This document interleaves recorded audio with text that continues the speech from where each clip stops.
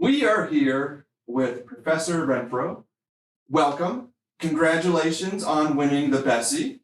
And I do want to say before we get started that I've always appreciated your energy in the building. So for those of you who don't know, we are in the same building here at the Metro campus, and especially the beginning of the semester, you are always out, always finding students, and then bringing them to Studio 101. And you have no idea how much I appreciate that.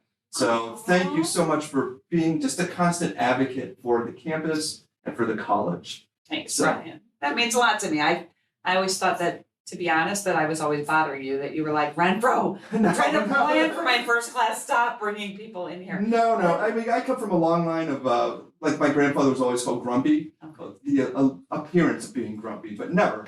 So I've always appreciated it. Thank you so much. So to begin, to go along with the theme of the podcast, how have you disrupted your class by creating a new assignment or project, using new technology, trying a different approach? Why did you make this change? How did it go? Right. Thanks for that question. I think it's a good question, but I'll tell you honestly, as I listen to so many of the other podcasts and I think of what people have done to disrupt their classroom, I think, wow, I haven't really done any of that. But I think what I've done has probably been more life disruptive and individually disruptive to my students as opposed to in the classroom. So the biggest change I've made recently is I've required office hours for all my online students. So instead of just saying, here I am, if you have any questions, reach out and let me know. I found that students, like the rest of us, they don't know what they don't know. And so by me requiring them to come in and do a check-in during that first 2 weeks, it's really kind of opened the door for communication, opened the door for them to know where I am, who I am, really what my personality is, something that I can't get across as easily in an email. And it's opened the door to invite them to come back. So I'm not gonna lie, it's made my life a little crazy. And so I always have to try to figure out how to tweak that to find balance in my life. But it's a practice I don't ever plan to change because of the results, at least I've seen from it. Did you make that change this semester or something that you've been doing for a number of semesters now? Oh, that's a good question. For sure, it's been a number of semesters. I think I did it after my first semester. No, I taught an online class for the first time in my life, fall of 2019. How fortuitous. Wow. Because spring of 2020, we went. Sorry, I'm gonna tear up in this, okay.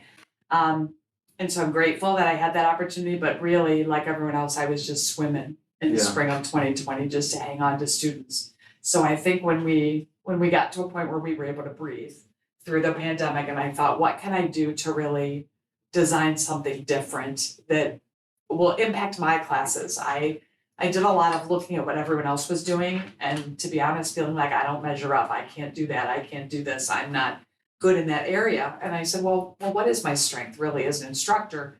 And I believe that one of my strengths is just connecting with students on an individual level. So I tried to find a way that I could build a practice into my classroom that capitalized on my strength rather than trying to work on a weakness, if that makes sense. No, that makes perfect sense. I remember you telling me about that. This was like several years ago. I remember you telling me you started to do this, and I don't recall now, like, is it an assignment? Like part of their assignment in the first 2 weeks, they're gonna schedule with you, right? Correct. Yeah, the first week, if I have an online class that starts on Monday, by Thursday of that week, they have to turn in a week one checklist that has several things they have to do. And one of those is scheduling that appointment with me to be done during week 2, but they schedule it by Thursday so that if they haven't done it, I know there's a person. That's hilarious. For those of you not in the studio, Professor Hall did just bring a box of tissue. I appreciate that. No problem. That's an absolute essential. Yeah. Do any of your students ever like say to you, gosh, I didn't know what office hours meant. I didn't know that was my time to come to you and to talk. Like, does it open up kind of how they understand and how do they utilize office hours with some of their other classes, do you think? Yeah, I mean, how honest do you want me to be in this answer? Oh, honest. Politically correct. So I hear that a lot in trainings. I hear students don't know what office hours are. They don't know that they're for them. So you should call them student hours instead of office hours. I'll tell you honestly, I haven't encountered that. I have encountered that students know that the purpose of office hours is for them, but they don't know that we really mean it. And they think that somehow they're bothering us. So I've heard a lot of students say, oh, I don't want to take from your time. And I've had to say, you know, the college pays me to do this. Now, if you have a part-time instructor, an adjunct instructor, that is community service. If they are providing that for you, be sure to thank them and say, thank you for your time. I said, but this is part of my job. It's what I'm required to do, and I'm happy to do it. But I do find that they're hesitant. They think that perhaps only the students who struggle the worst reach out for office hours. They don't realize that the best students are the ones who come in for office hours. And so by doing this and opening this door, for sure they come back and they come back and they come back, and they don't tend to be disengaged. I don't lose them and not know where they've gone. Did that answer your question? Okay. What is one of the best teaching, learning experiences that you've had, or experiences for you? So it can either be in the classroom or maybe through your years in school and stuff like that. Is there something that stands out? Do you mean other than listening to the Creating a Disruption podcast? Yes. No, actually, I think we can just talk about that.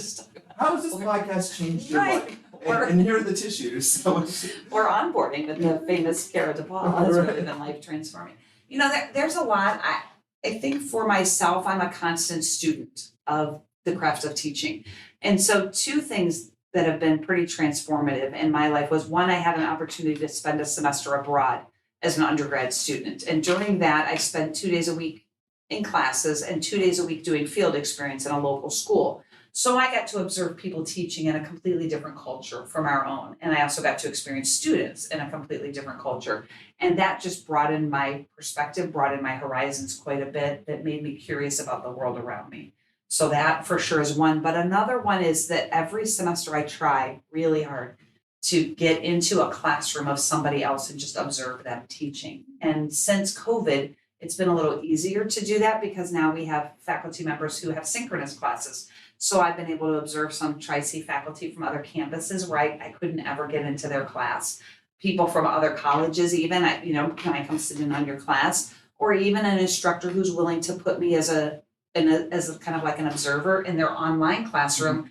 I find that I learn from how they message their students, the things that they communicate to their online students, then I learn from them and I steal from that. There's another instructor, we kind of go into each other's online classes each semester and then just steal ideas. I love that. That's so smart. I mean, because it's one of the things, and we've talked about it on the podcast a few times, is sometimes it's so siloed what we're doing in the classroom that we have no idea. Like, what other sort of profession can you just sort of go into a room, close the door, and then nobody really has any idea what you're doing? And we talked about this before we started recording. People are doing amazing things at this institution. That's one of the reasons why we do the podcast. How much can we plug the podcast? Right. We want to plug the podcast. But that's part of the reason is so we can start to hear what other people are doing, because people are doing amazing things throughout. We just never have the opportunity to observe them or even to hear about it outside of a conference or even colloquium. So I think that's a great practice to have. You know, this reminds me, a couple weeks ago, Kathy had reached out to me and you shared that you had worked with our like instructional design team and they made you like an avatar or an emoji, I don't know what it's called, but like, what is that called? Like Yeah, an avatar of you, right? And then you were doing videos like weekly, instead of just posting your weekly announcement on Blackboard, you made a video of yourself as this avatar and, you know, as a way to engage the students. And so I'm interested, like I was like, that's so great that you just randomly reached out to me and told me that that's what you were doing and that you shared that with me. And I was like, oh, that's kind of brilliant. I would like an avatar of myself, but I'm curious to know, like, how is it going? Like, did it work? Do you feel like the students engaged more or less? Right, okay, so first we have to dial back. It is a brilliant idea, but none of it was mine. So Okay. I had another, am I allowed to name drop here? So, okay. Absolutely. So Dr. Rossman, who's another math faculty, I think had to be out for some period of time for something, and I think I was subbing her class or assisting with an online class. So I was in her online class and I saw her announcements and I went, well, that's cool. How did you do that? And then I talked to her and she spent hours, like she loves to do all that kind of stuff. And I thought, yeah, that's not my wheelhouse. I'm gonna have to let that go. And then I saw that Heather Manduhano Young does a workshop, a Bitmoji workshop. So I went to the workshop, face-to-face. Thank you for doing a face-to-face workshop because some of us really need that human in front of us. And I learned how to create a Bitmoji, which others can probably just Google search and figure it out on their own, but I literally needed Heather to teach me how to do that. And then I had to have her help create my Bitmoji because I couldn't even tell what I looked like to make it. And then our instructional design team, I'm so sorry, I don't remember all the names of the support specialists, but Abby, who's here at the Metro campus, made some backgrounds for me to be able to do that. Then I couldn't even figure out how to get my emoji into the background. And so Becky Wiggins said, oh, I love to do that kind of stuff. And so she just made it all for me. Then all I have to do is change the text. So how's it going? Honestly, I don't know that it makes a difference for my students. I'll be honest. They just think I'm a few fries short of a Happy Meal, but it brings me joy. And sometimes in this profession, if you can bring yourself some joy, then that makes you a better teacher for the students. I don't know. I'll find out when I read their midterm reflections they just submitted this week. And they're getting a Happy Meal out of the deal, so I feel like that's, that counts. They're getting something. I'm not really sure. I don't know if they're reading my announcements more or not. I couldn't tell you. Yeah. But I love that this is something that exactly what you were talking about. Like you went in, you witnessed, you observed, you looked at what your colleagues were doing, and from that like sparked it, and you went out and found out how to make it happen, or the people that could help make it happen. So I love Yes. We call that the case method of pedagogy. Have you heard of the case method? that. Copy and share everything. There you go. That's my motto. I have heard of like when you do that at Tri-C, it's called steal it and teal it. So Steal it and I have not I'm heard writing that. that Yeah. down. I need to take that note. Steal it You and can teal add it. that too. Is that an administrative onboarding? I'm not sure where I heard that from, but you hear great ideas and Yeah. like, it's fine with Steal adapting. it and teal it. A little teal on it. Oh, that's wonderful. What is the best teaching advice that you received? And if you received a lot, what's something that stand out to A you? lot, right? How many hours? You And it take- can't be advice from this podcast. No, it wasn't advice from the podcast. Oh, then this podcast is over. Thank you. So, what's been the most impactful? I would say, I took notes and I'm not really sure if it's true. One is don't be afraid to try something that might not work, right? It's okay to just go out there and just try it and see. And if it doesn't work, it's okay. It's not a personal failure. It just meant that that item, whatever that was, didn't match your personality, that particular class. Something that works in one class with my students might 2 hours later not work in the next class. And that's okay. It doesn't mean it's a bad idea. And some ideas that seem great on paper, when I try them, they're disastrous. So I just don't try it again. So that's one. But I would say another one came from a business guru. I'm not sure what the correct word is for someone who's a motivational speaker that talks to business professionals, but an author by the name of John Maxwell, who wrote The 7 Effective Strategies of Great Leaders or something like that. And he said that often if we take a series of different skills and we rate ourselves on a scale of 1 to 10, I might rate myself as a 7 in one area and think, okay, I'm doing pretty well there. But this other area, I only rate a 3, so I need to really work on that. He said, if you think about it, if you take that area where you're a 3 and you work and work and work hard on it, you might get it up to a 5 or even a 6. It's still not an effective skill. But if I take that area where I rate a 7 and work really, really hard on it and get it up to a 9, now that's an effective strategy. So that, for me, how that translates into the classroom is I can't be the same instructor you are. I can't do the same great things that you do, Kara. I can't, when I heard the professor you had on your last podcast, I remember when they were reading Paula Alada's Bessie Award, and I thought, wow, I'll never be able to teach like that. No one would ever call me the most brilliant instructor they've ever met, right? But then I had to stop for a minute and say, that's okay, because that's her gift to the profession and that's what she brings to the students. Instead, I need to find out where are the niches I have, where are the places where I'm already pretty effective, and let me go out there and learn how to become more effective in those areas. Now, if an ineffective area of mine is getting my paperwork done, that's problematic, right? I won't have a job for very long if I can't ever just file my grades. So I do need to work on those skills, but I don't need to get myself bent out of shape about the things I don't do well. Instead, hone in on your strengths. Yeah. That makes sense? No, that makes perfect sense. That's really great advice. And I was doing something similar with just sort of communication things. I came to the point where I'm pretty good at communicating, I need to work on that more to become better. And I think that's it's a smart way. So whoever that business guru was, John Maxwell, he wrote a lot of books. okay, yeah, On effective leadership.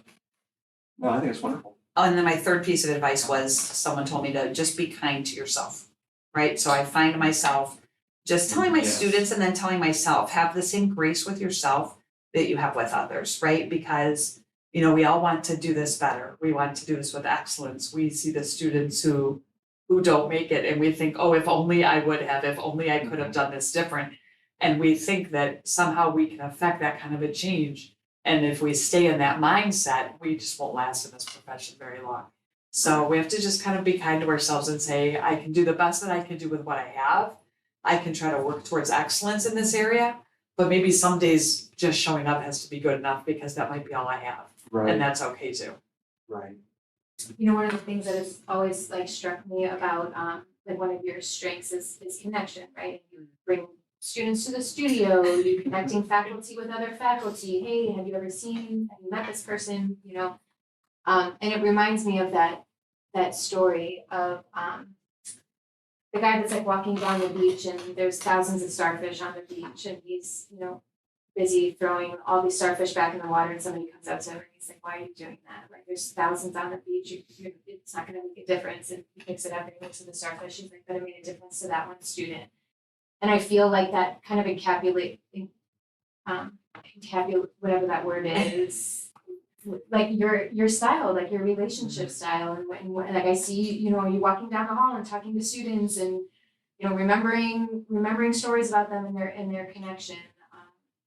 So thank you for being the person that will pick up each and every starfish along the way, right? And do what you can, to bring them where they need to be, and meet them where they are. Yeah, thank you, Kara. I do feel like that is kind of my gifting, is connecting. But I think one of the things that makes me a little hesitant about that is that somebody else then may come along and say, oh, well, I don't connect like Kathy does, so then that makes me not good. No, you have a strength in a different area, right? And that's the piece we need to remember is that you talked about it at the beginning of this, Brian, that there are amazing things going on at this institution. There really are.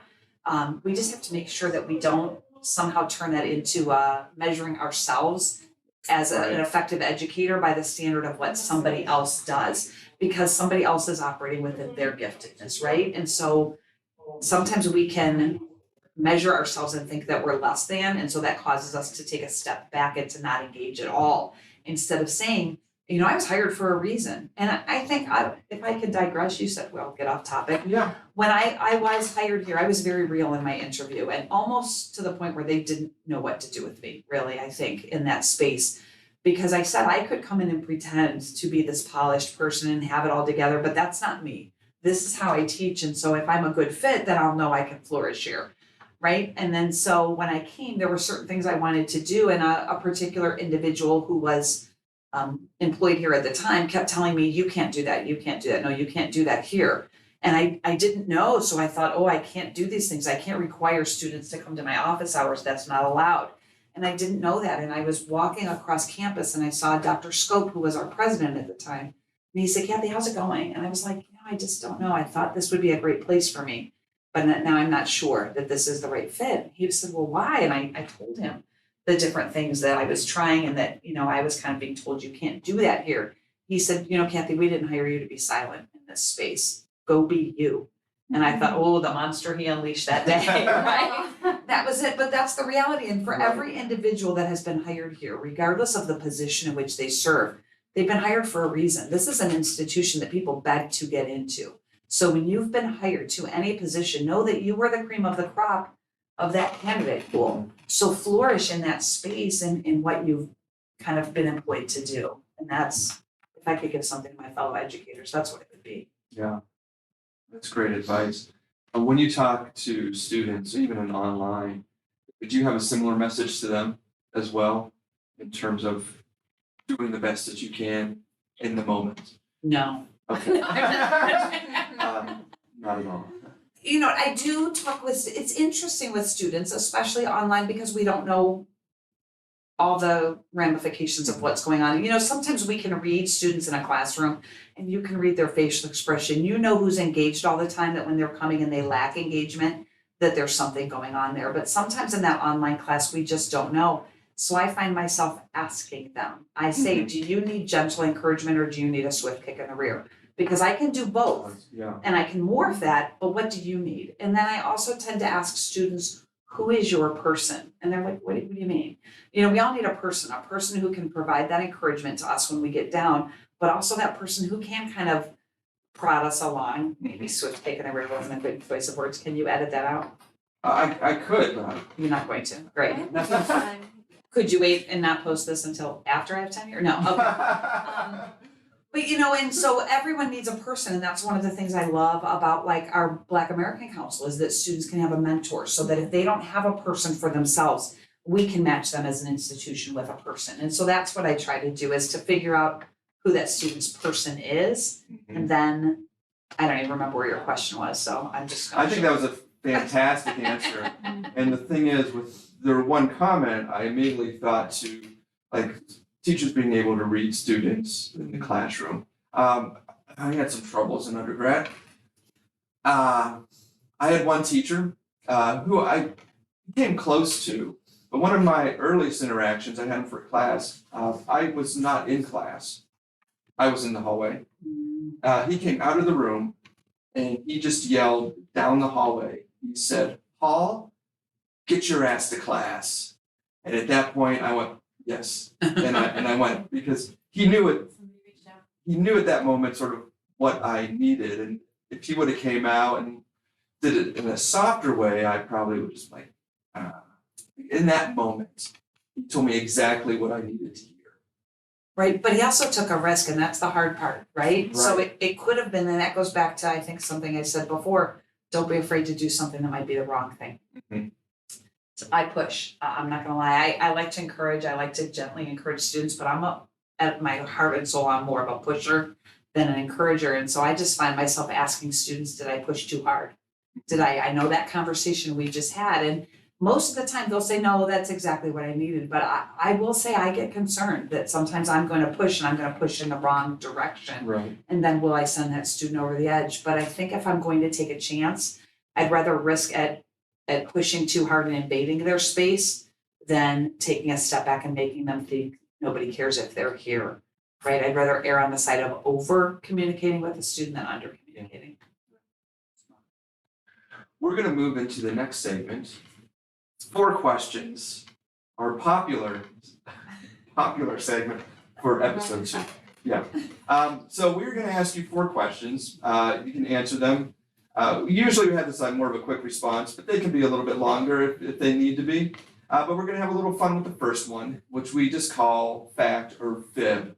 Tell us something interesting about you. It could be true, it could not be true, but at the end of this segment, Kara and I will make a determination, try to guess, and then you can let us know if we're right or not, or just keep us in suspense to eternity. So, fact or fib? Give us something interesting about you.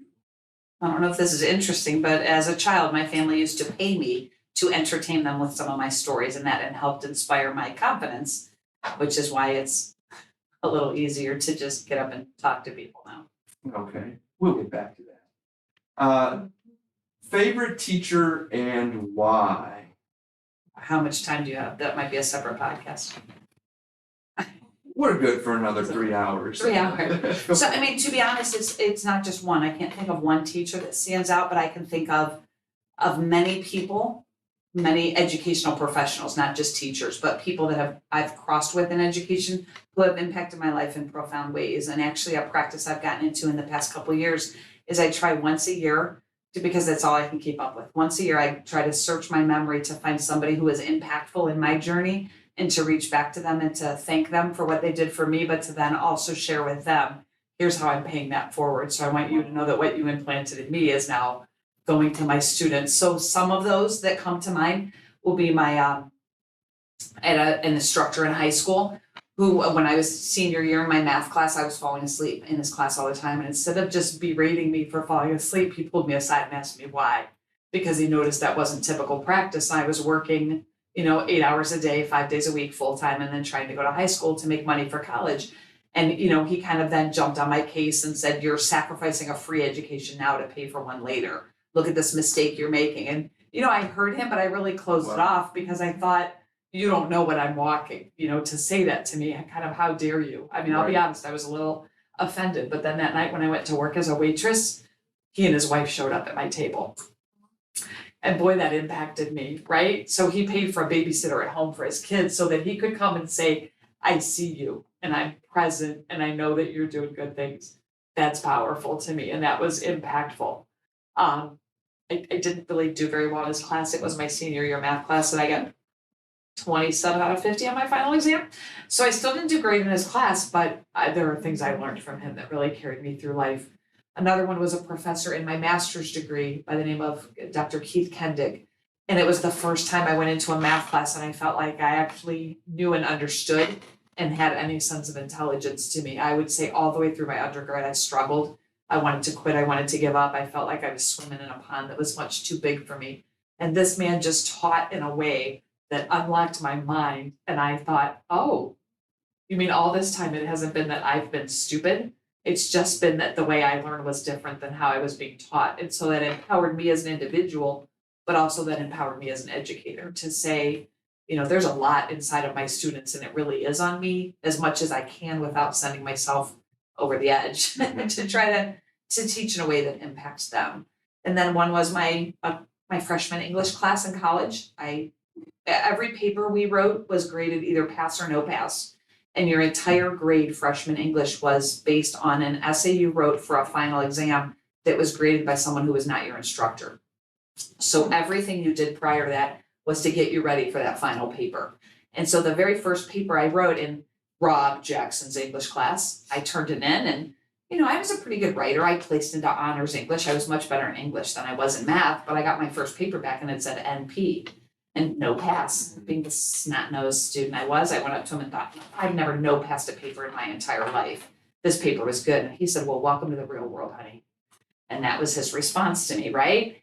He looked at me and he said, I already knew you could write. That's how you tested into my class. You wouldn't be in my class if you couldn't write. He said, tell me this, when did you start that paper? I said, it doesn't matter when I started the paper. It was done, it was turned in on time, it deserved a passing grade. You know it was a good paper. He said, you started that the night before it was due, didn't you? It doesn't matter. And I fought with him and he said, my job is to turn you into a writer. I want to make you an excellent communicator. And in order for you to do that, you need to put some effort into this class. Don't ever start a paper for my class the night before again. Whew. Can you imagine saying that to one of your students today? No. No, but I will say. Talk about taking a chance though. Taking a chance, and it was profound because he taught me a lot. And now I look at, no matter what career you enter into, how much do we have to write now? At that time, we didn't have internet, we didn't have email, most communication was verbal. But boy, today I have to write all the time, and I'm so grateful for that lesson. Yeah. So, yeah, the hard things and the helpful things were Right. profound. Most embarrassing moment in the classroom. If you have one. I don't really easily get embarrassed. I can't think of a time. I have all the teacher horror dreams before the semester Yeah. starts. So I always dream I'm like standing in front of the class, not prepared, don't have my notes. But when it actually happens in a classroom, I don't get embarrassed. I will say there was a time that was probably the most humbling in a classroom. Okay. And I taught high school back at a local school district. And there was a guy that I saw that kind of had a lot of potential, but he just wasn't applying himself, not doing anything. And I hadn't been a parent yet, so I didn't really understand the profound impact of my words on younger generation. Not that you don't have to have a parent to get that, but I've learned that more as being a parent and teaching longer. I was young in my teaching career, and I thought I'll motivate him the same way people motivate me. And I had a one-on-one conversation with him and said, sir, if something doesn't change in your behavior, like you're going to amount to nothing. And he paused and he looked at me and he said, you're not ever the person who's supposed to say that to me. He said, you're the one who's supposed to encourage me and build me up and tell me that I can be something more than what I am.